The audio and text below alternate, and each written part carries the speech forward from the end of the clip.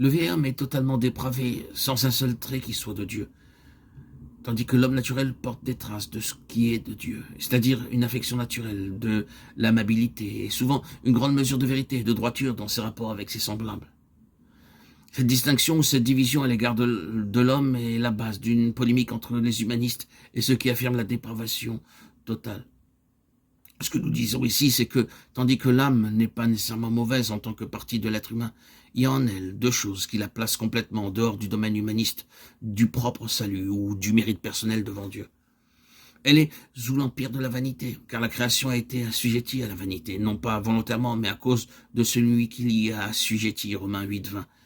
Et du grand ne peut pas, de 1 Corinthiens 2:14. L'homme naturel n'accueille point les choses qui sont de l'Esprit de Dieu, car elles sont pour lui une folie, et il ne peut pas les comprendre, car c'est spirituellement qu'on en juge.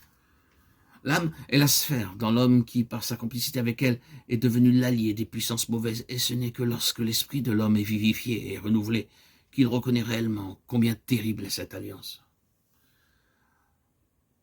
Nous aimerions en même temps rappeler que l'âme est une servante très responsable.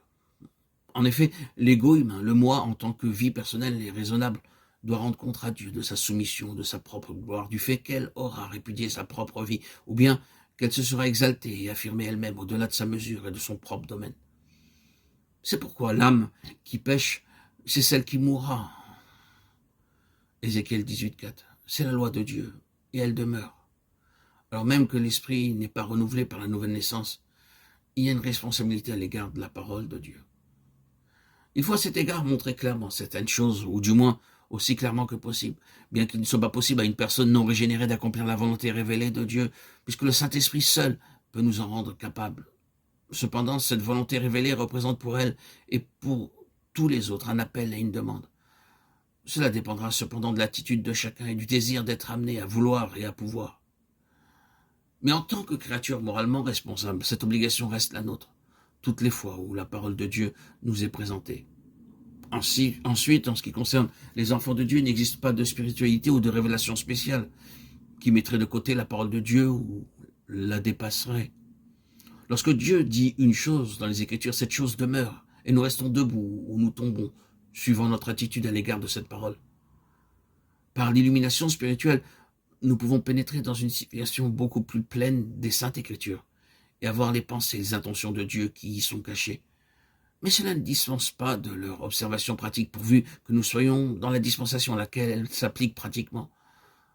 Nous avons rencontré certains chrétiens qui, prétendant agir selon l'esprit en relation avec la volonté de Dieu, se sont rendus coupables des plus flagrantes contradictions en face des obligations les plus claires et les plus élémentaires de l'honnêteté, de la sincérité, de la loyauté et de l'humilité.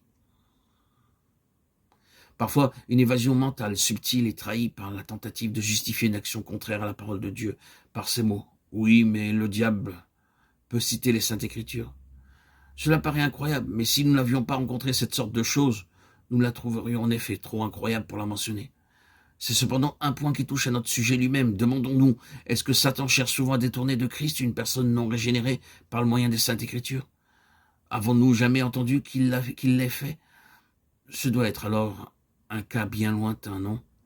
C'est à ceux qui sont les vrais enfants de Dieu qu'il s'adresse en employant la parole de Dieu. Et pourquoi cela? C'est qu'il a pour objet quelque chose de beaucoup plus profond. La chute de l'homme.